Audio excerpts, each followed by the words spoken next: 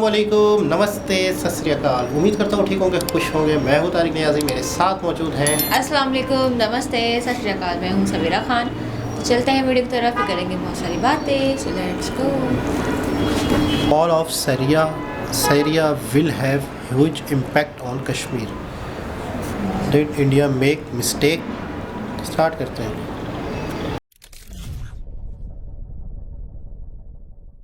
नमस्कार, welcome to study IQ। मैं हूं प्रशांत धवन। नाउ पिछले कुछ दिनों में सीरिया में जो हुआ है, इसका इम्पैक्ट पूरी दुनिया में महसूस किया जाएगा और भारत में भी। मैं आपको बता दूं, पर्टिकुलरली कश्मीर में हो सकता है कि हम प्रेशर फेस करें। नाउ पहली बात तो ये आपके सामने है वर्ल्ड मैप, और यहाँ पे अगर मैं जूम करूं सीरिया में, नवंबर 27 2024 को ये हालत थी सीरिया की। जो ये लाल पार्ट है, ये बशर अल असद के अंडर था और बशर अल असद यहाँ पे प्रेसिडेंट थे। और उसके बाद हम देखते हैं कुछ ही दिनों में टर्की बैक्ड जो HTS ग्रुप है, ये एक एक करके फैलता रहता है। और इस तरीके से यहाँ पे आप देख पाओगे सीरिया में बशर अल असद का एरिया कम होता गया। और आज के समय सीरिया में दो मेन पावर्स है। सीरिया का देखिए बंटवारा होगा। एक तो जो ये येलो पार्ट है ना, यहाँ पे कुर्दिश स्टेट बनाई जाएगी। जो कुर्द लोग हैं, वो लोग अपना देश यहाँ पर बनाएंगे। इस देश को बनाने में इजराइल भी काफी हेल्प करेगा। दूसरा देश टूट के मोस्ट प्रोबेबली ये बनेगा, जो ये हरा देश है, ये HTS के अंडर अपना खुद का देश बनाएंगे, जिसका झंडा भी रिसेंटली किया गया है रिलीज। जी हाँ, सीरिया का झंडा भी बदल दिया जा चुका है। और यहाँ पे आप देख पाओगे ये है सीरिया का अब नया फ्लैग। जो HTS ग्रुप है उसके अंडर सीरिया ये फ्लैग यूज करेगा। पहले बशर अल असद के अंडर सीरिया का ये ऑफिशियल फ्लैग हुआ करता था। नाउ सीरिया का देखिए, ना सिर्फ झंडा बदलेगा, इनकी जो विदेश नीति है ये भी बदलने वाली है। और इसका एक बड़ा इम्पैक्ट भारत पे पड़ेगा। ऑलरेडी हम देख रहे हैं कि भारत में जो इंटेलिजेंस सोर्सेज हैं, उन्होंने ये बोलना स्टार्ट कर दिया है कि बशर अल असद के गिरने के बाद जो इस्लामिक स्टेट और उससे जुड़े हुए जो आतंकवादी संगठन हैं, इनकी प्रेजेंस भारत में बढ़ सकती है। और इससे कश्मीर इशू भी बुरी तरीके से इंपैक्ट हो सकता है। नाउ बशर अल असद के बारे में वैसे मैं आपको ये बता दूं, कई लोग जानते नहीं होंगे, वैसे कश्मीर के इशू को लेकर ना बशर अल असद ने कभी भी ओपनली इंडिया को टारगेट नहीं किया है। और इसलिए आज के समय ऐसे आर्टिकल्स पब्लिश हो रहे हैं कि बशर अल असद का गिरना ये एक सेटबैक है, ये नुकसान है भारत की पोजीशन को लेकर ऑन कश्मीर। रीजन मैं आपको ये बताता हूं। देखो, भारत और सीरिया ने आज से कई साल पहले एक अंडरस्टैंडिंग ये डेवलप कर ली थी कि इंडिया गोलन हाइट्स को सीरिया का पार्ट मानेगा। उसके रिस्पॉन्स में बशर अल असद कश्मीर के इशू को लेकर पाकिस्तान का बढ़ चढ़ के समर्थन नहीं करेंगे। और आप लोग जान के हैरान होंगे, भारत ने हर बार यूनाइटेड नेशंस में जब बारी आई कि इजराइल का समर्थन करना है या सीरिया का, भारत ने हर बार सीरिया का समर्थन किया था। For example, United Nations general assembly में जब भी रेजोल्यूशन प्रेजेंट हुआ कि जो गोलन हाइट्स का एरिया है ये सीरिया का पार्ट है, इजराइल का पार्ट नहीं है, इजराइल को ये धरती छोड़ देनी चाहिए, इंडिया ने हमेशा इस रेजोल्यूशन को समर्थन दिया है। यहां पे आप देख पाओगे आर्टिकल 2023 का, India votes in favour of UNGA resolution that expresses deep concern over Israel not withdrawing from Syrian Golan Heights. Now ये कौन सा एरिया है, ये मैं आपको दिखा देता हूं। यहाँ पे आप देख पाओगे ये एशिया का मैप, ये हमारा प्यारा भारत, और यहाँ पे आपको दिख जाएगा सीरिया। अभी के लिए एज ए यूनाइटेड कंट्री दिख रहा है, बट मोस्ट प्रोबेबली जो हालत यहाँ पे बनी हुई है, एक बंटवारा तो इस देश का होना बनता ही है इवेंचुअली। खैर, यहाँ पे आप देख पाओगे ये इजराइल है, और ये सीरिया और इजराइल के बीच में ये जो इलाका आपको दिख रहा है ना, ये है गोलन हाइट्स। इजराइल ने देखिए गोलन हाइट्स सीरिया से कब्जा लिया था 1967 में। इसमें देखिए इजराइल की गलती है नहीं। उस वक्त सीरिया समेत कई कंट्रीज ने इजराइल पे अटैक किया था। इजराइल वो वॉर जीत गया, और वॉर जीतने के बाद इजराइल ने ये जो इलाका है ना, चाहे इंटरनेशनल बॉर्डर पे ये इलाका सीरिया का पार्ट देखे, मगर इजराइल ने कई दशकों से गोलन हाइट्स में कब्जा बनाकर रखा। और सीरिया ने इंडिया को यह कहा था कि आप इस एरिया को लेकर यूनाइटेड नेशंस में, इंटरनेशनल संगठनों में आप हमारा समर्थन दीजिए, हम लोग कश्मीर का इशू नहीं रेज करेंगे, पाकिस्तान को ओपन सपोर्ट नहीं देंगे।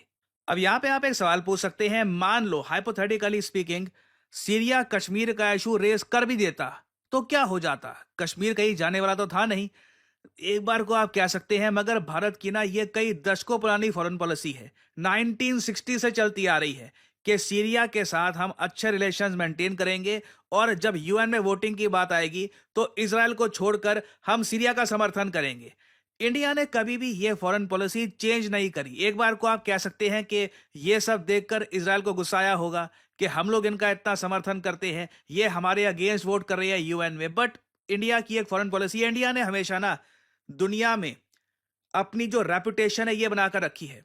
और दुनिया में मैं आपको बता दूं, इवन जियो पॉलिटिक्स में, पर्सनल लाइफ में, एक आदमी की जो हिस्ट्री है, उसकी जो डिपेंडेबिलिटी है कि एक बार हम यहाँ पे आपको आश्वासन दे रहे हैं कि हम इस मुद्दे में आपका समर्थन करेंगे, फिर कई दशकों तक वो स्टांस बनाकर रखना, उससे देखिए एक कंट्री पर ना लोगों का भरोसा जागता है कि एक बार अब इनकी यहाँ पे कमिटमेंट आ गई है, now India will support us. तो इंडिया ने ये पॉलिसी रखी है, एक बार को आप कह सकते हैं चेंज कर लेते तो फायदा होता, but it really depends on the perspective.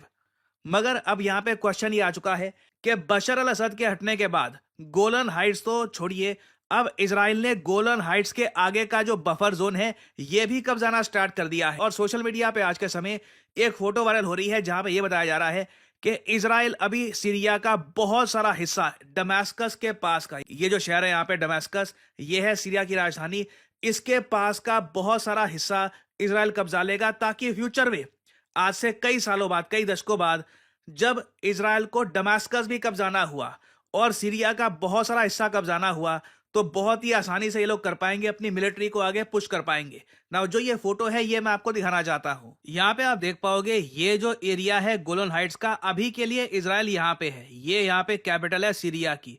अभी इजराइल धीरे धीरे पहले फेज 1 में ये एरिया कब्जाएगा, ये वाला, फिर फेज 2 में ये एरिया कब्जाएगा, उसके बाद सेफ जोन गोल, ये एरिया भी प्रीटी मच इजराइल के अंडर होगा। मैं आपको बता दूं कुछ ही किलोमीटर दूर इजराइल होगा सीरिया की कैपिटल से। कभी भी इजराइल चाहे तो एक बड़ा कैपिटल, एक इंपॉर्टेंट देश का इजराइल अपने अंडर ले सकता है। तो एक बार को आप कह सकते हैं जो भी हमारी कैलकुलेशन थी सीरिया को लेकर, कश्मीर को लेकर, उनके सपोर्ट को लेकर, ये काफी हद तक गलत साबित हुई है, क्योंकि आज के समय गोलन हाइट्स छोड़िए, ये पूरा एरिया ही इजराइल अपने अंडर ले रहा है। और अब आप इमेजिन कर सकते हैं यूनाइटेड नेशंस में जो ये नई सरकार आएगी सीरिया में, यूनाइटेड नेशंस में इंडिया उनके लिए वोट कर भी दे फ्यूचर में, तो कुछ मैटर करेगा नहीं, क्योंकि गोलन हाइट्स बहुत ज्यादा अब इजराइल के अंडर आ चुका होगा। और अब पॉसिबिलिटी ये भी है कि सीरिया में जो नई सरकार बनेगी, यहां पर काफी सारे अराजक तत्व आएंगे जो रीजन में इंस्टेबिलिटी लाने की कोशिश करेंगे, और कश्मीर में भी इससे हो सकता है कि प्रेशर आए। तो आप कह सकते हैं लॉन्ग टर्म में ये एक फॉरेन पॉलिसी मिस्टेक भी थी भारत की। बट ऑब्वियसली इस टॉपिक से रिलेटेड अभी बहुत सी डेवलपमेंट्स होंगी, बहुत कुछ देखना होगा कि सीरिया में जो नई सरकार बनेगी उनका कश्मीर को लेकर क्या व्यू पॉइंट होगा, और उसके रिस्पॉन्स में गोलन हाइट्स को लेकर भारत क्या बोलेगा। It will be very interesting to see. कुछ अपडेट्स आती है तो मैं आपके लिए अपडेटेड वीडियो ले आऊंगा। और फाइनली यहाँ पे आप लोगों से मैं एक एमसीक्यू भी पूछूंगा। देखिए, एक्सियम 4 मिशन आज के समय काफी न्यूज में है। इसके अंडर इंडियन एस्ट्रोनॉट्स को इंटरनेशनल स्पेस स्टेशन में यूएस पहुंचाएगा। आपको बताना है कि कितने इंडियन एस्ट्रोनॉट्स ये सिलेक्ट कर लिए जा चुके हैं एक्सियम 4 मिशन के अंडर, और ये लोग इंटरनेशनल स्पेस स्टेशन में जाएंगे। ये है यहाँ पे आपकी ऑप्शंस: 2 एस्ट्रोनॉट्स, 3 एस्ट्रोनॉट्स, 4 एस्ट्रोनॉट्स या फिर 10 एस्ट्रोनॉट्स। कमेंट सेक्शन में करिए उत्तर। जो लोग देंगे सही आंसर उनकी कमेंट को मैं दे दूंगा हार्ट, ताकि बाकी लोग समझ पाए कि सही उत्तर क्या है। एंड फाइनली आप जी जनाब, अच्छा, इत्तफाक से 2-4 दिन पहले एक पूरी बहुत लंबी डिटेल वीडियो थी सीरिया की, जो वॉर चल रही है काफ़ी अरसे से, तो नितेश राजपूत की पुरानी वीडियो है, उसमें पूरी डिटेल से बताया गया कि कितने कंट्री यहाँ पे लड़ रहे हैं। यहाँ पर तुर्की भी, कुर्द भी, और तालिबान भी, और इसराइल भी, और रशिया भी, अमेरिका भी, सब उसको हड़पने के चक्कर में सब लोगों के कहीं ना कहीं इंटरेस्ट यहाँ पर छुपे हुए थे, और ये मैदान जंग बना हुआ था। एक लड़के ने दीवार पे कुछ लिख दिया था हुकूमत के ख़िलाफ़, उसके बाद बच्चों को पकड़ के 10-12 बच्चों को पकड़ के उनको मारा। उनसे पूछा ये किसने लिखा था, बशर अल असद के हवाले से, तो नहीं बताया बच्चों ने। फिर बच्चों को एहतजाज हुए, बच्चों के घर वालों ने एहतजाज किए, फिर जाके वो बच्चों को बहुत मुश्किल के बाद, गलती हो गई, छोड़ा गया। तो बच्चों की हालत बहुत ख़राब थी, नाखून तक निकले हुए थे। फिर एहतजाज बढ़े, फिर उसके बाद मतलब एक बाकायदा तंजीमें बनी। फिर दूसरे मुल्क वालों ने, ईरान भी यहाँ कूदा हुआ है, ईरान भी है, क्योंकि ये अहले तशी है, ये बशर अल असद जो है अहले तशी है। तो मतलब पूरी दुनिया का कहीं ना कहीं यहाँ पर, अच्छा, खुर्द वाला मामला ये है कि खुर्द जो है वो कुछ इस सीरिया में रहते हैं, कुछ तुर्की में रहते हैं। वो अपना एक देश बनाना चाहते हैं, जो तुर्की का भी कुछ इलाके टूटेंगे। तो तुर्की उनके अगेंस्ट यहाँ पे कूदना पड़ा तुर्की को भी। तो कहीं ना कहीं सबका इंटरेस्ट चल रहा था। आज यूँ समझ लें कि ये शख्स भाग चुका है, मुल्क छोड़ चुका, हाँ ये मुल्क तो छोड़ चुका है।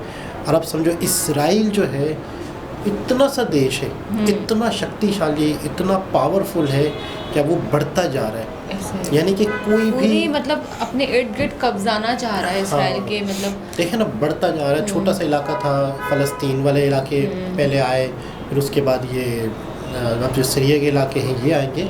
तो यूँ समझ लो कि आने वाले एक ग्रेटर इसराइल का भी इनका कॉन्सेप्ट है कि यानी ग्रेटर इसराइल जिस पे काफ़ी अरब का काफ़ी इलाका होगा।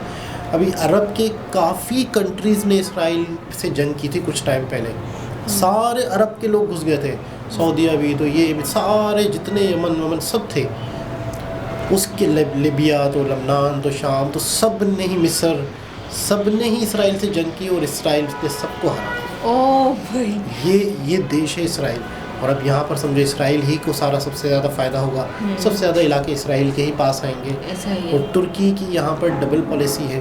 तुर्की यहाँ पर अपने हक की खातिर इसराइल को सपोर्ट कर रहा है, यानी क्योंकि यहाँ पर उसके कंट्री को भी टेंशन हो रही है ना, उसके कंट्री के भी इलाके टूटेंगे, तो वहाँ पर वो इसराइल को ज़्यादा सपोर्ट कर रहा है। तो इस वीडियो में से ये अंदाज़ा हुआ था, जो पिछली वीडियो देखी थी, कि यहाँ पर कोई किसी का लॉन्ग टर्म के लिए दोस्त नहीं है, कोई किसी का लॉन्ग टर्म के लिए दुश्मन नहीं है। जहाँ पर अपना मफाद दिख रहा है तो दोस्त को भी उस टाइम पीरियड के लिए दुश्मन को भी दोस्त बना दिया जाता है। तो अब कश्मीर वाले मामले में हमेशा इंडिया ने इनको सपोर्ट किया, लेकिन अब समझो ये देश ही ख़त्म हो गया।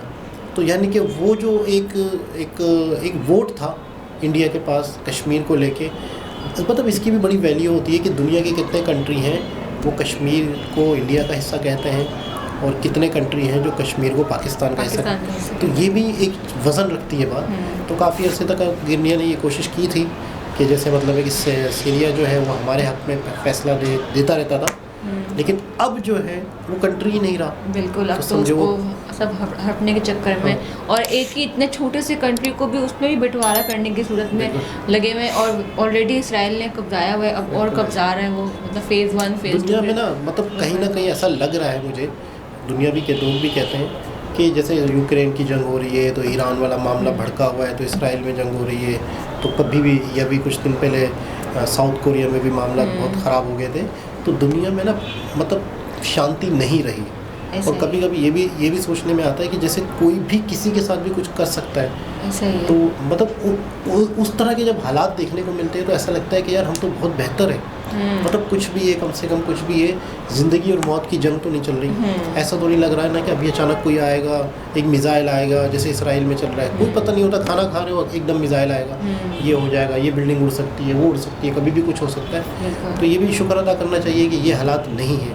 और आने वाले वक्त में हर जगह जंगें बढ़ती जा रही हैं, मामला बिगड़ते जा रहे हैं। तो वही कंट्री स्टे करेंगे, वही कंट्री जो पूरी दुनिया के साथ मामला अच्छे रखेंगे और अपने आप को ताकतवर बनाएंगे। मतलब अब टोटली यही जंग है, आप कितने ताकतवर हो, आपकी दुनिया कितनी सुनती है। और जिसका कोई इस दुनिया में इनपुट नहीं होगा या इस दुनिया के मामलात में उसका कोई हिस्सा ही नहीं होगा, उसको दूध में से मक्खी निकाल के फेंक दिया जाएगा। खैर बहरहाल आने वाले वक्त में उम्मीद करते हैं कि हालात बेहतर हो, दुनिया में अमन हो, शांति हो। दोबारा किसी और बड़े साथ आपसे मुलाकात होती है, जब तक के लिए ख्याल रखें, अल्लाह हाफिज़।